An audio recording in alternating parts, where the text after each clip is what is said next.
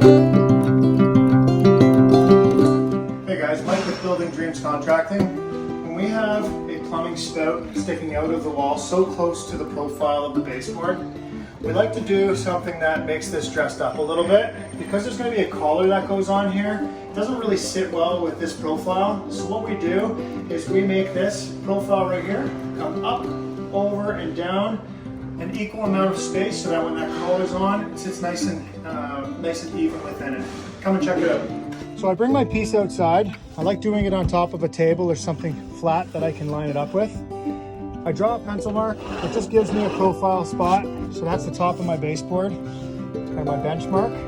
When I had it inside, I drew the center of the plumbing pipe right there. And then where this profile is, I measured from there to the center of the pipe. So that was 2 1/4 inches. So I'm going to take that. I'm going to mark that mark down on my table, just like that. So from here, and taking this center mark, that is the center of my pipe. That's going to be the mark that's going to matter most because that's exactly where that piece is. Miter saw, I'm going to be cutting this line directly down the middle, all the way to the end. You'll see why.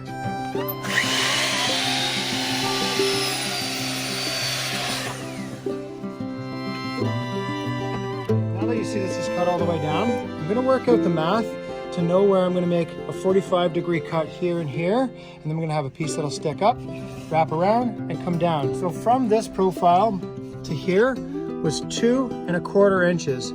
I want that same profile from here to the next profile. So I'm going to take 2 1/4 inches, which brings me to the next ledge, but then I have to take into consideration this top piece, which is 1 1/4 inches. So I'm going to add an extra 1 1/4 inches to this, which gives me full height piece from here, just up here. So now I've got my mark, which should be approximately 3 1/2 inches. Let's see how I use that. So from our center mark to the edge of the profile, we calculated that it was 3 1/2 inches. What I do to get that calculation that's going to span the top is I'm going to double it. So I'm going to go 7 inches. So I'm going to make my first 45-degree cut, measure over 7 inches, make my second 45-degree cut, and that's now going to be my top wedge. Take a look.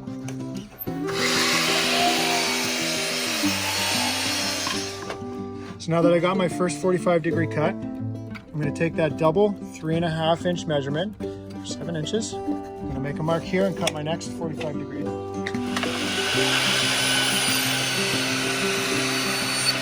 Now that I've got my top piece, this was our mark from center. So if I put that there, you can see that lands on the center mark, and then I've got my other measurement right there. So now that I have these pieces together, what I need to do, I take the top measurement, flip it around, I find a center mark on this, which will be 3 1/2. So I got my exact center, 3 1/2. I'm going to make that on my 2 pieces here because I have my center mark cut. I'm going to make two little marks. That's where my 45s are going to be.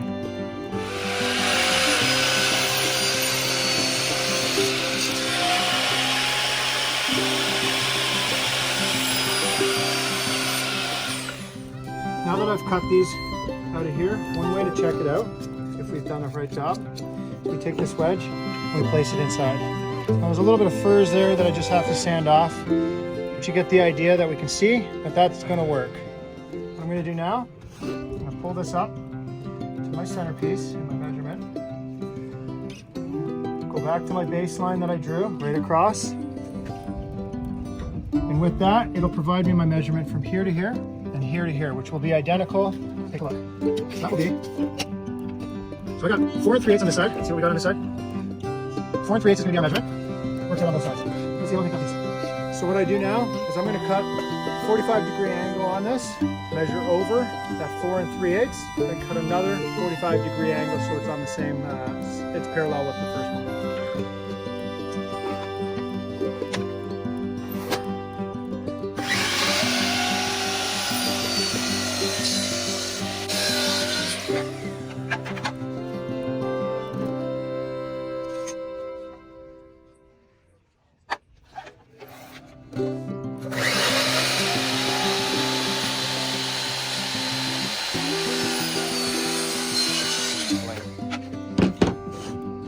Okay, now that we have our two pieces here, what we're gonna do is we're gonna disassemble this. We're gonna open it up. We're gonna take our piece here, we're gonna miter bond this here, and then run it through the miter saw and cut this off. We're gonna do the same thing for this side. Just gonna miter bond this on, then we're gonna run this through the miter saw. What that'll end up with is a perfect line that these will butt together, and then this piece should fit right in the middle. So when we're doing these complex pieces, we always use miter bond. This stuff is awesome. It's two parts. This one is the liquid, the other one is the aerosol. So you rub this on. I like to do a nice coating on it. And then you spray the activator on the other piece. Using a flat surface, you can push this together and create a perfect seam. And give it about 10 seconds.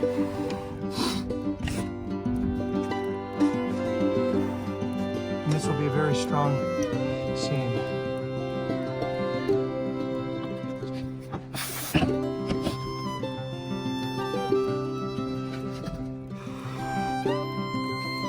Put this straight.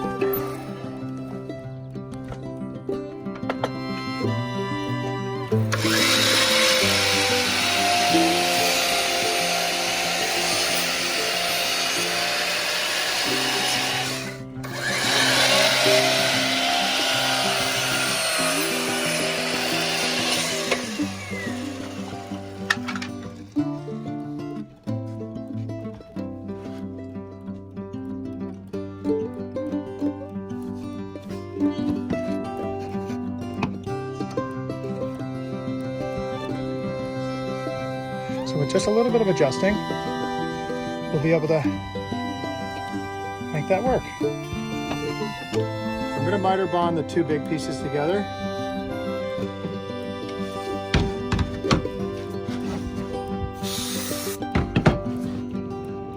Making sure that top seam right here, that's the one that we really want to make sure of. Hold that nice and tight. After about 10 seconds, the miter bond will have set up. And then we can move to this final piece. So with a little bit of adjusting, this piece is going to look great.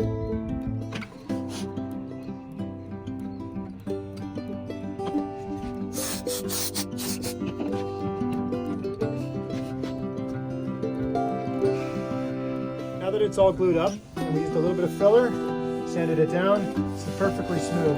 Now right where this meets, that was always the center point of the plumbing. So I'm going to turn this around. I'm going to use that as the center point of the plumbing. I'm going to drill it out.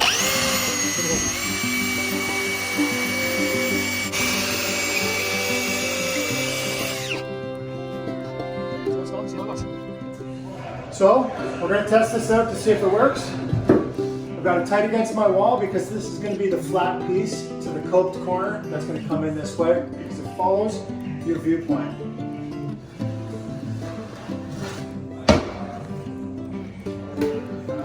Fits perfect. Once they put a little sleeve over top of this, this is going to be a really nice detail. Even though it's a bathroom, we like to take care like that. Thank you. Follow us for more tips.